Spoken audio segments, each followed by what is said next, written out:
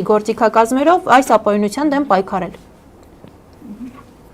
Ներողություն դարձյալ եւ դեսպանի հայտարարություններին անդրադառնանք, որտեղ Մարագոսը նշել է, որ չի կարծում, որ անհրաժեշտ է քաղաքականացնել առանձին գործեր, իհարկե չմասնավորեցնելով, թե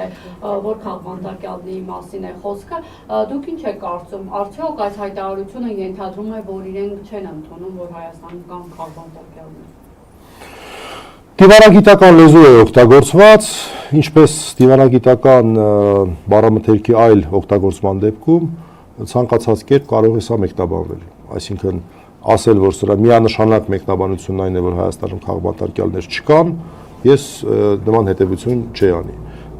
կամ հակառակ հետևություն եւս չի անի։ Ամեն դեպքում ձևակերպումը շատ վատն է եւ ուղիղ հակասության մեջ է, ինչպես գործընկերս նշեց, ԵՄ պատվիրակության նախորդ վարքագծի հետ, հատկապես դեսպան Սվիտալսկու ժամանակ, երբ որ դեսպան Սվիտալսկին իրեն պահում էր որպես մի իրավապաշտպան կառույցի ղեկավար։ Ասենք Դանիել Յոհաննիսյանն է, ինչպես այսօր Դանիել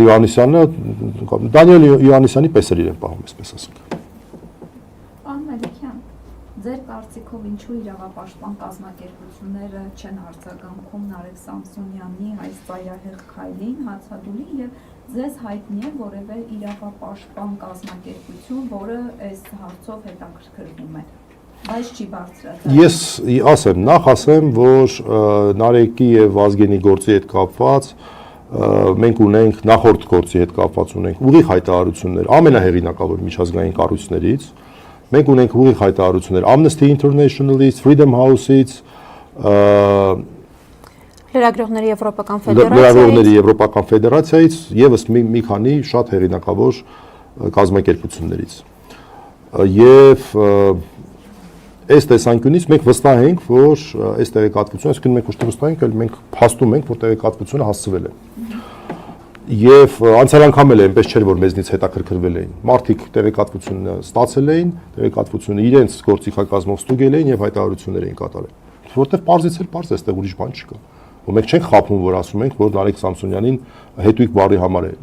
մեղադրանք առաջադրվել։ Կարելի կարդալ մեղադրանքը, որը հրապարակային է, դատալեքսում էլ դրված է, նայել, տեսնել, թե այդ բոլոր նկարագրածից որ ինչն է, այսպես Նարեկ Սամսոնյանը, այսինքն ուղիղ է նշված։ Այդ բառը ուղիղ է նշված, այդ ձևակերպումը։ Եվ այս տեսանկյունից մենք ակնկալում ենք, որ լինելու են անպայման, նույնիսկ բացառում ենք հակառակը, որ լինելու են։ Երկրորդը ես առիթը ձեր հարցի առիթը օգտագործելով ուզում եմ շնորհակալություն հայտնեմ բոլոր այն թե իրավապաշտպաններին, առանձին իրավապաշտպաններ, թե հանրային մյուս գործիչներին, որ այս ընթացքում արձագանքում են Նարեկի եւ Վազգենի գործին ընդհանրապես եւ հատկապես Նարեկի առողջական վիճակի հետ կապված հարցերին եւ կարծում եմ, որ այդ արձագանքները ավելի շատ են լինելու։ Այսինքն իրավապաշտպան կառույցներից մենք հիմա արդեն ակնկալում ենք ավելի գործուն քայլեր, պաշտոնական հայտարարությունների ձևով։ Ես անվանական մի քանիսին նշեմ, շնորհակալ